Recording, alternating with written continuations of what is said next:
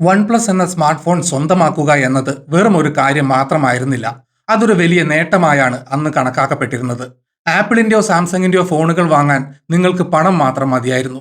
എന്നാൽ one plus phone വാങ്ങാൻ പണത്തോടൊപ്പം ഒരു ഇൻവൈറ്റ് കൂടി ആവശ്യമായിരുന്നു. അത് ലഭിക്കുക എന്നത് അക്കാലത്ത് വളരെ ബുദ്ധിമുട്ടുള്ള കാര്യമായിരുന്നു. വൺ പ്ലസ് ഫോണുകൾക്ക് വിപണിയിൽ എത്രത്തോളം ഡിമാൻഡ് ഉണ്ടായിരുന്നുവെന്ന് ഇതിൽ നിന്നും മനസ്സിലാക്കാം. സ്വന്തം ഐഫോണുകൾ പോലും തല്ലിപ്പൊട്ടിച്ച് വൺ പ്ലസ് ഫോൺ സ്വന്തമാക്കാൻ ആളുകൾ തയ്യാറായിരുന്നു.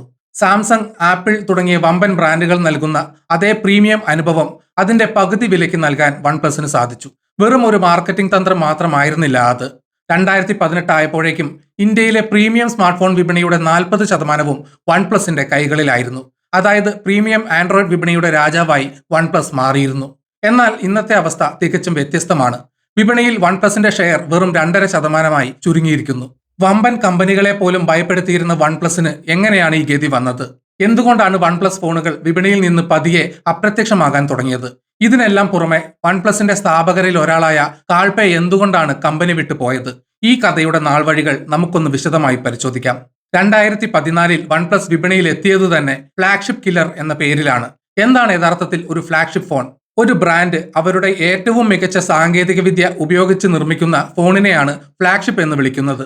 ഏറ്റവും കരുത്തുറ്റ പ്രൊസസർ, മികച്ച ഡിസ്പ്ലേ, മികച്ച ക്യാമറ സംവിധാനം, വേഗതയേറിയതും സുരക്ഷിതവുമായ സോഫ്റ്റ്വെയർ എന്നിവയെല്ലാം ഇതിൽ ഉൾപ്പെടുന്നു. എന്നാൽ കാലക്രമേണ ഫ്ലാഗ്ഷിപ്പ് എന്ന വാക്കിന്റെ അർത്ഥം തന്നെ മാറിമറിഞ്ഞു. ആപ്പിൾ, സാംസങ് തുടങ്ങിയ കമ്പനികൾ എല്ലാ വർഷവും പുതിയ ഫ്ലാഗ്ഷിപ്പ് ഫോണുകൾ ഇറക്കാൻ തുടങ്ങിയതോടെ ഫ്ലാഗ്ഷിപ്പ് എന്നാൽ ഏറ്റവും വില കൂടിയ ഫോൺ എന്നായി ജനങ്ങളുടെ ധാരണ. ഉദാഹരണത്തിന് 2013 പുറത്തിറങ്ങിയ ഐഫോൺ 5s വില $649 ആയിരുന്നു. ഇത് അക്കാലത്ത് വളരെ വലിയൊരു തുകയായിരുന്നു. പെർഫോമൻസ് നോക്കുന്നതിന് പകരം വില നോക്കി ആളുകൾ ഫ്ലാഗ്ഷിപ്പ് ഫോണുകൾ തിരിച്ചറിയാൻ തുടങ്ങിയ കാലമായിരുന്നു അത്. ഈ സാഹചര്യത്തിലാണ് സ്മാർട്ട് ഫോൺ വ്യവസായത്തെക്കുറിച്ച് വളരെ അടുത്തറിയുന്ന രണ്ടുപേർ രംഗത്ത് വരുന്നത്. ഓപ്പോ കമ്പനിയുടെ വൈസ് പ്രസിഡന്റ് ആയിരുന്ന പീറ്റ് ലോ, ടെക് ലോകത്തെ ഉപഭോക്താക്കളുടെ മനഃശാസ്ത്രം നന്നായി അറിയാവുന്ന കാൾപേ എന്നിവരായിരുന്നു അവർ. ഇന്റർനെറ്റ് ഫോറങ്ങളിലും കമ്മ്യൂണിറ്റികളിലും ആളുകൾ എന്തിനാണ് പ്രാധാന്യം നൽകുന്നതെന്നും എന്തൊക്കെയാണ് അവർ അവഗണിക്കുന്നതെന്നും കാൾപേക്ക് കൃത്യമായി അറിയാമായിരുന്നു. ഇരുവരും ഓപ്പോയിൽ വെച്ചാണ് കണ്ടുമുട്ടുന്നത്. വിപണിയിൽ ആളുകൾ യഥാർത്ഥത്തിൽ ആഗ്രഹിക്കുന്നത് മികച്ച പ്രകടനം നൽകുന്നതും എന്നാൽ വില കുറഞ്ഞതുമായ ഒരു ഫോണാണെന്ന് ഇരുവരും തിരിച്ചറിഞ്ഞു. പരസ്യങ്ങൾക്കായി കോടികൾ ചെലവാക്കാതെ 80 മുതൽ 90% വരെ ഫ്ലാഗ്ഷിപ്പ് അനുഭവം വളരെ കുറഞ്ഞ വിലയ്ക്ക് ജനങ്ങൾക്ക് നൽകാൻ കഴിയുമെന്ന് അവർ വിശ്വസിച്ചു. അങ്ങനെ ഇരുവരും തങ്ങളുടെ ജോലി രാജിവെച്ച് 2013 ഡിസംബറിൽ വൺ പ്ലസ് എന്ന പുതിയൊരു സ്മാർട്ട് ഫോൺ ബ്രാൻഡ് ആരംഭിച്ചു. 2014 ഏപ്രിലിൽ വൺ പ്ലസ് തങ്ങളുടെ ആദ്യത്തെ ഫോണായ വൺ പ്ലസ് വൺ പുറത്തിറക്കി. ഈ ഫോൺ സ്മാർട്ട് ഫോൺ വ്യവസായത്തെ ഒന്നാകെ പിടിച്ചുകുലുക്കുമെന്ന് ആരും കരുതിയിരുന്നില്ല. അക്കാലത്തെ ഏറ്റവും മികച്ച പ്രൊസസറായ സ്നാപ്ഡ്രാഗൺ 801, 3GB റാം, അതും മറ്റ് മുൻനിര ഫോണുകൾക്ക് 2GB റാം മാത്രം ഉണ്ടായിരുന്ന സമയത്ത്, പിന്നെ 5.5 ഇഞ്ച് ഫുൾ HD ഡിസ്പ്ലേ, മികച്ച ക്യാമറ, പ്രീമിയം ബിൽഡ് ക്വാളിറ്റി എന്നിവയെല്ലാം ഈ ഫോണിന്റെ സവിശേഷതകളായിരുന്നു. എന്നാൽ എല്ലാവരെയും ഏറ്റവും കൂടുതൽ അമ്പരപ്പിച്ചത് ഈ ഫോണിന്റെ വിലയായിരുന്നു. ഇതിന്റെ അടിസ്ഥാന മോഡലിന് വെറും $299, ഉയർന്ന സ്റ്റോറേജ് മോഡലിന് $349 വില നിശ്ചയിച്ചിരുന്നത്. ഇതേ ഫീച്ചറുകളുള്ള ആപ്പിൾ, സാംസങ് ഫോണുകൾക്ക് $600 മുതൽ $700 വരെ വിലയുണ്ടായിരുന്ന സമയത്താണ് വൺ പ്ലസ് ഈ വിപ്ലവം സൃഷ്ടിച്ചത്. ഹാർഡ്വെയറിൽ മാത്രമല്ല സോഫ്റ്റ്വെയറിലും വൺ പ്ലസ് വൺ തോൽപ്പിക്കാനാവാത്ത പ്രകടനമാണ് കാഴ്ചവെച്ചത്. അനാവശ്യ ആപ്പുകൾ ഒന്നുമില്ലാത്ത വേഗതയേറിയ സൈനോജൻ OS ആയിരുന്നു ഇതിൽ ഉപയോഗിച്ചിരുന്നത്. അതിനാൽ ഫോൺ ഉപയോഗിക്കാൻ വളരെ ലളിതമായിരുന്നു. പിന്നീട് വൺ പ്ലസ് സ്വന്തമായി ഓക്സിജൻ OS അവതരിപ്പിച്ചപ്പോഴും ഇതേ നിലവാരം അവർ കാത്തു സൂക്ഷിച്ചു. നെവർ സെറ്റിൽ എന്നതായിരുന്നു വൺ പ്ലസിന്റെ ടാഗ് ലൈൻ. മികച്ച കസ്റ്റമർ എക്സ്പീരിയൻസ് നൽകുന്നതിലും പുതിയ കാര്യങ്ങൾ കണ്ടെത്തുന്നതിലും ഒരിക്കലും വിട്ടുവീഴ്ച ചെയ്യില്ല എന്നായിരുന്നു ഇതിലൂടെ അവർ ലോകത്തോട് വിളിച്ചു പറഞ്ഞത്. വൺ പ്ലസ് ഫോണുകൾക്ക് ഇത്രയധികം ഹൈപ്പ് ഉണ്ടാകാൻ കാരണമായത് അവരുടെ ഇൻവൈറ്റ് സിസ്റ്റം ആയിരുന്നു. പണമുണ്ടെങ്കിലും വൺ പ്ലസ് വൺ ഫോൺ ആർക്കും നേരിട്ട് കടയിൽ പോയി വാങ്ങാൻ സാധിക്കുമായിരുന്നില്ല. അതിനായി ഒരു ഇൻവിറ്റേഷൻ ആവശ്യമായിരുന്നു. പ്രധാനമായും 4 രീതിയിലാണ് ഈ ഇൻവിറ്റേഷൻ ലഭിച്ചിരുന്നത്. ഫോൺ ഉപയോഗിക്കുന്നവർക്ക് കുറച്ച് ഇൻവൈറ്റുകൾ ലഭിക്കും. അതവർക്ക് മറ്റുള്ളവർക്ക് നൽകാം. വൺ പ്ലസിന്റെ ഔദ്യോഗിക ഫോറങ്ങളിൽ സജീവമായിരിക്കുന്നവർക്കും വിവിധ മത്സരങ്ങളിൽ പങ്കെടുക്കുന്നവർക്കും കമ്പനി നേരിട്ട് ഇൻവൈറ്റുകൾ നൽകി. സോഷ്യൽ മീഡിയ വഴിയുള്ള പ്രമോഷനുകളിലൂടെയും ഗീവ് എവേകളിലൂടെയും ഇൻവൈറ്റ് ലഭിച്ചു. വെയിറ്റിംഗ് ലിസ്റ്റിൽ രജിസ്റ്റർ ചെയ്യുന്നവർക്ക് ഉൽപാദനം കൂടുന്നതിനനുസരിച്ച് പടിപടിയായി ഇൻവൈറ്റുകൾ നൽകി. ഈ രീതി വിപണിയിൽ ഈ ഫോണിന് വലിയൊരു ഡിമാൻഡ് സൃഷ്ടിച്ചു. 2014 അവസാനത്തോടെ ഏകദേശം 10 ലക്ഷം വൺ പ്ലസ് ഫോണുകളാണ് അവർ വിറ്റഴിച്ചത്. ഒരു പുതിയ ബ്രാൻഡിനെ സംബന്ധിച്ചിടത്തോളം ഇത് വളരെ വലിയൊരു നമ്പറായിരുന്നു. മറ്റ് കമ്പനികൾ ഡിസ്ട്രിബ്യൂട്ടർമാർക്കും റീറ്റെയിലർമാർക്കും നൽകിയിരുന്ന ലാഭവിഹിതം ഒഴിവാക്കിക്കൊണ്ട് വൺ പ്ലസ് തങ്ങളുടെ ഫോണുകൾ നേരിട്ട് ഓൺലൈനായി വിറ്റു. അതുകൊണ്ടാണ് അവർക്ക് ഇത്രയും കുറഞ്ഞ വിലയ്ക്ക് മികച്ച ഫോണുകൾ നൽകാൻ കഴിഞ്ഞത്. പരസ്യങ്ങൾക്കായി വലിയ തുക ചെലവാക്കാൻ ഇല്ലാത്തതിനാൽ ആളുകൾ പരസ്പരം സംസാരിച്ച് പ്രചരിപ്പിക്കുന്ന, അതായത് വേർഡ് ഓഫ് മൗത്ത് രീതിയാണ് അവർ തിരഞ്ഞെടുത്തത്.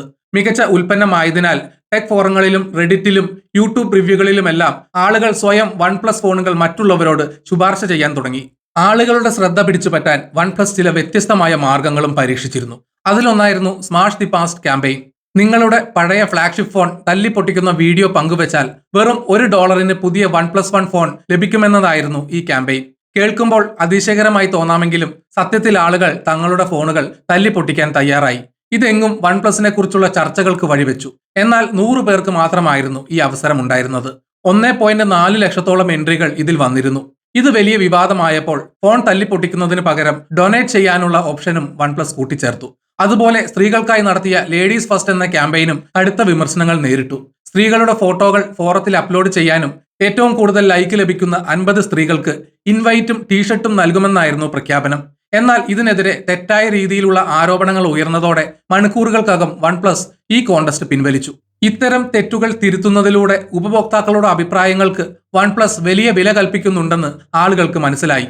ഇന്റർനെറ്റ് ഫോറങ്ങളിൽ വൺപ്ലസ് സ്ഥാപകർ നേരിട്ട് വന്ന് ഉപഭോക്താക്കളുടെ സംശയങ്ങൾക്ക് മറുപടി നൽകുന്നതും ജനങ്ങളിൽ വലിയ വിശ്വാസം വളർത്തി. ഓരോ വർഷം കഴിയുന്തോറും വൺപ്ലസ് തങ്ങളുടെ ഫോണുകളുടെ നിലവാരം ഉയർത്തിക്കൊണ്ടിരുന്നു. പ്രത്യേകിച്ച് അവരുടെ ഫോൺ ചാർജിംഗ് സ്പീഡ് വിപണിയിൽ ഏറ്റവും മികച്ചതായിരുന്നു. 2019 പുറത്തിറങ്ങിയ OnePlus 7 Pro 30 watt fast charging സപ്പോർട്ടോടെയാണ് വന്നത്. അക്കാലത്ത് ആപ്പിൾ, സാംസങ് ഫോണുകൾക്ക് വെറും 15 മുതൽ 18 വാട്ട് വരെ ചാർജിംഗ് സ്പീഡ് മാത്രമേ ഉണ്ടായിരുന്നുള്ളൂ. എന്നാൽ ഇതിനൊപ്പം വൺപ്ലസ് ഫോണുകളുടെ വിലയും പതിയെ വർദ്ധിക്കാൻ തുടങ്ങിയിരുന്നു. ഫ്ലാഗ്ഷിപ്പ് കില്ലറായി വന്ന വൺപ്ലസ് പതിയെ സ്വയം ഒരു ഫ്ലാഗ്ഷിപ്പ് ബ്രാൻഡായി മാറുകയായിരുന്നു. ഉപഭോക്താക്കൾ വയർലെസ് ചാർജിംഗ്, വാട്ടർ റെസിസ്റ്റൻസ് തുടങ്ങിയ ഫീച്ചറുകൾ ആവശ്യപ്പെട്ടെങ്കിലും വൺപ്ലസ് അത് നൽകാൻ തയ്യാറായില്ല. ഇതിന് ചിലവ് കൂടുതലാണെന്നും ഫാസ്റ്റ് വയർഡ് ചാർജിംഗ് ആണ് കൂടുതൽ ഉപയോഗപ്രദമെന്നും അവർ വാദിച്ചു. ആദ്യകാലങ്ങളിൽ വില കുറവായതിനാൽ ഉപഭോക്താക്കൾ ഇത് അംഗീകരിച്ചിരുന്നു. എന്നാൽ പിന്നീട് വില കൂടിയപ്പോൾ വൺപ്ലസിന്റെ ഈ ന്യായീകരണങ്ങൾ ആളുകൾക്ക് വെറും ഒഴിവുകഴിവായി തോന്നിത്തുടങ്ങി. ഇതിനിടയിൽ OnePlus 3 പുറത്തിറങ്ങിയതോടെ ഇൻവൈറ്റ് സിസ്റ്റം പൂർണ്ണമായും നിർത്തലാക്കിയിരുന്നു. ഇതോടെ വൺപ്ലസ് എല്ലാവർക്കും എളുപ്പത്തിൽ ലഭിക്കുന്ന ഒരു സാധാരണ ഫോണായി മാറി. 2020 വൺപ്ലസിന്റെ ചരിത്രത്തിലെ ഏറ്റവും വലിയ വഴിത്തിരിവ് സംഭവിച്ചു. അവർ OnePlus 8 Pro പുറത്തിറക്കി. Snapdragon 865 processor, 120 Hz display, 30 what wireless charging, IP68 water resistance തുടങ്ങി എല്ലാ പ്രീമിയം ഫീച്ചറുകളും ഇതിലുണ്ടായിരുന്നു. ഇതൊരു പെർഫെക്റ്റ് ഫ്ലാഗ്ഷിപ്പ് ഫോണായിരുന്നു. എന്നാൽ യഥാർത്ഥ പ്രശ്നം ഇതിന്റെ വിലയായിരുന്നു. ഇതിന്റെ അടിസ്ഥാന മോഡലിന് തന്നെ $899 ആയിരുന്നു വില. അതേ വർഷം പുറത്തിറങ്ങിയ ആപ്പിൾ iPhone 12ന്റെ വിലയാകട്ടെ വെറും $799 മാത്രമായിരുന്നു. ഇതോടെ വൺപ്ലസിന്റെ ഫ്ലാഗ്ഷിപ്പ് കില്ലർ എന്ന ലേബൽ പൂർണ്ണമായും തകർന്നു. സാംസങ്ങിന്റെയും ആപ്പിളിന്റെയും പ്രീമിയം ഫോണുകളുടെ അതേ വിലയിലേക്ക് വൺപ്ലസും എത്തിച്ചേർന്നു. ഇതേ സമയത്താണ് സാധാരണക്കാർക്കായി വില കുറഞ്ഞ നോട്ട് സീരീസ് വൺപ്ലസ് പുറത്തിറക്കുന്നത്. മിഡ് റേഞ്ച് ഉപഭോക്താക്കളെ ലക്ഷ്യമിട്ടായിരുന്നു ഇത്. ഇന്ത്യയിലും യൂറോപ്പിലുമായി നോഡ് വലിയ വിജയമായി മാറി. കേവലം ഒരു വർഷത്തിനുള്ളിൽ 10 ദശലക്ഷം യൂണിറ്റുകളാണ് വിറ്റഴിച്ചത്. എന്നാൽ ഇത് ഉപഭോക്താക്കളിൽ വലിയൊരു ആശയക്കുഴപ്പം സൃഷ്ടിച്ചു. മുൻപ് വൺപ്ലസിന്റെ ഫ്ലാഗ്ഷിപ്പ് ഫോണുകൾ തന്നെ സാധാരണക്കാർക്ക് വാങ്ങാൻ കഴിയുന്നവയായിരുന്നു. എന്നാൽ ഇപ്പോൾ വില കുറഞ്ഞ ഫോണുകൾക്കായി അവർക്ക് പുതിയൊരു മോഡൽ ഇറക്കേണ്ടി വന്നു. വൺപ്ലസ് ഒരു പ്രീമിയം ബ്രാൻഡാണോ അതോ വാല്യൂ ഫോർ മണി ബ്രാൻഡാണോ എന്ന ചോദ്യം ഉയർന്നു വന്നു. ഈ പ്രതിസന്ധികൾക്കിടയിലാണ് വൺപ്ലസിന്റെ മുഖമായിരുന്ന കാൾപേ 2020 ഒക്ടോബറിൽ പെട്ടെന്ന് കമ്പനി വിട്ടു പോയത്.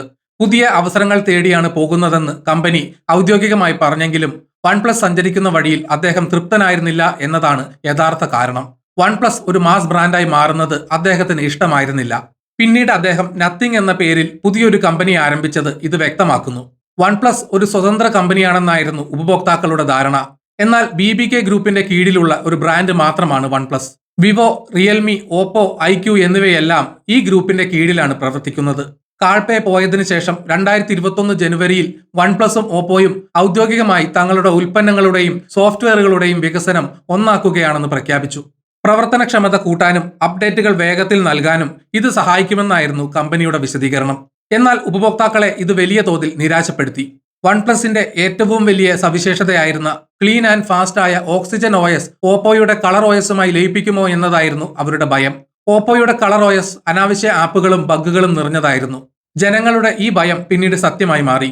പുതിയ അപ്ഡേറ്റുകളോടെ ഓക്സിജൻ OSന്റെ ഡിസൈനുകൾ മാറി, അനാവശ്യ ഫീച്ചറുകൾ വന്നു, ഫോണുകൾ സ്ലോ ആയി. വൺപ്ലസിന്റെ ഏറ്റവും വലിയ ശക്തിയായിരുന്ന സോഫ്റ്റ്വെയർ അവരുടെ ഏറ്റവും വലിയ വീഴ്ചയായി മാറി. ഇതോടെ വൺപ്ലസിലുള്ള ജനങ്ങളുടെ വിശ്വാസം തകരാൻ തുടങ്ങി. ഇന്ത്യയിൽ പ്രീമിയം ഫോൺ കാറ്റഗറിയിൽ 40% ഷെയർ ഉണ്ടായിരുന്ന വൺപ്ലസിന് ഏറ്റവും വലിയ തിരിച്ചടി നൽകിയത് ഗ്രീൻ ലൈൻ പ്രശ്നമായിരുന്നു. 2022 ശേഷം ഇന്ത്യയിലെ നിരവധി വൺപ്ലസ് ഫോണുകളുടെ സ്ക്രീനിൽ പെട്ടെന്ന് ഗ്രീൻ ലൈനുകൾ പ്രത്യക്ഷപ്പെടാൻ തുടങ്ങി. ഫോൺ താഴെ വീഴുകയോ വെള്ളത്തിൽ വീഴുകയോ ചെയ്യാതെ തന്നെ സോഫ്റ്റ്വെയർ അപ്ഡേറ്റ് ചെയ്തതിനു ശേഷമാണ് പലർക്കും ഈ പ്രശ്നം അനുഭവപ്പെട്ടത്. ഈ പ്രശ്നം വൺപ്ലസിന്റെ മാത്രം തെറ്റായിരുന്നില്ല. അമോലഡ് സ്ക്രീനുകളിലെ പിക്സലുകൾ കാലക്രമേണ അൺഈവനായി പഴകുന്നതാണ് ഇതിന് കാരണം. സോഫ്റ്റ്വെയർ അപ്ഡേറ്റുകൾ വരുമ്പോൾ ഈ വ്യത്യാസം സ്ക്രീനിൽ പ്രകടമാകും. സാംസങ്, ആപ്പിൾ ഫോണുകളിലും ഈ പ്രശ്നം കണ്ടിരുന്നുവെങ്കിലും വൺപ്ലസിലാണ് ഇത് വളരെ വലിയ തോതിൽ കണ്ടത്. പരാതികൾ വർദ്ധിച്ചതോടെ ഇന്ത്യയിൽ വൺപ്ലസ് ഫോണുകൾക്ക് കമ്പനി ലൈഫ് ടൈം സ്ക്രീൻ വാറന്റി പ്രഖ്യാപിച്ചു. ഇത് ഉപഭോക്താക്കൾക്ക് ആശ്വാസം നൽകുന്ന ഒന്നായി തോന്നാമെങ്കിലും വലിയ പ്രതിസന്ധികളിലേക്കാണ് ഇത് നയിച്ചത്. വാറന്റി പ്രഖ്യാപിച്ചതോടെ വൺപ്ലസ് സർവീസ് സെന്ററുകളിൽ ആളുകളുടെ വലിയ തിരക്ക് അനുഭവപ്പെട്ടു. ആവശ്യത്തിന് സ്ക്രീനുകൾ സ്റ്റോക്ക് ഇല്ലാത്തതിനാൽ ഫോൺ നന്നാക്കി കിട്ടാൻ ഉപഭോക്താക്കൾക്ക് ആഴ്ചകളോളം കാത്തിരിക്കേണ്ടി വന്നു. ഇത് റീറ്റെയിലർമാരെയും കാര്യമായി ബാധിച്ചു. ഉപഭോക്താക്കൾ റീറ്റെയിൽ കടകളിൽ വന്ന് ദേഷ്യപ്പെടാൻ തുടങ്ങിയതോടെ പലരും വൺപ്ലസ് ഫോണുകൾ തങ്ങളുടെ കടകളിൽ നിന്ന് ഒഴിവാക്കാൻ തുടങ്ങി. ഇതിന്റെ എല്ലാം ഫലമായി പ്രീമിയം വിപണിയിലെ ഒന്നാമനായിരുന്ന വൺപ്ലസിന്റെ മാർക്കറ്റ് ഷെയർ സിംഗിൾ ഡിജിറ്റിലേക്ക് ഒതുങ്ങി. വൺപ്ലസ് പൂർണ്ണമായും ഇല്ലാതായി എന്ന് പറയാനാവില്ലെങ്കിലും ആ പഴയ ഫ്ലാഗ്ഷിപ്പ് കില്ലർ എന്ന തിളക്കം അവർക്ക് നഷ്ടപ്പെട്ടു കഴിഞ്ഞു. ഒരു ബ്രാൻഡ് തങ്ങളുടെ അടിസ്ഥാന മൂല്യങ്ങൾ, കോർ വാല്യൂസ് സംരക്ഷിച്ചില്ലെങ്കിൽ ഇന്നത്തെ കടുത്ത മത്സരമുള്ള വിപണിയിൽ പിടിച്ചു നിൽക്കാൻ എത്രത്തോളം ബുദ്ധിമുട്ടാണെന്ന് വൺപ്ലസിന്റെ ഈ യാത്ര നമ്മെ പഠിപ്പിക്കുന്നു. മികച്ച ഉൽപ്പന്നം കുറഞ്ഞ വിലയ്ക്ക് നൽകി ഉപഭോക്താക്കളുടെ വിശ്വാസം നേടിയെടുത്ത ഒരു കമ്പനി പിന്നീട് ആ വിശ്വാസം കാത്തു സൂക്ഷിക്കാൻ പരാജയപ്പെട്ടതാണ് വൺപ്ലസിന്റെ ഇന്നത്തെ അവസ്ഥയ്ക്ക് പ്രധാന കാരണം.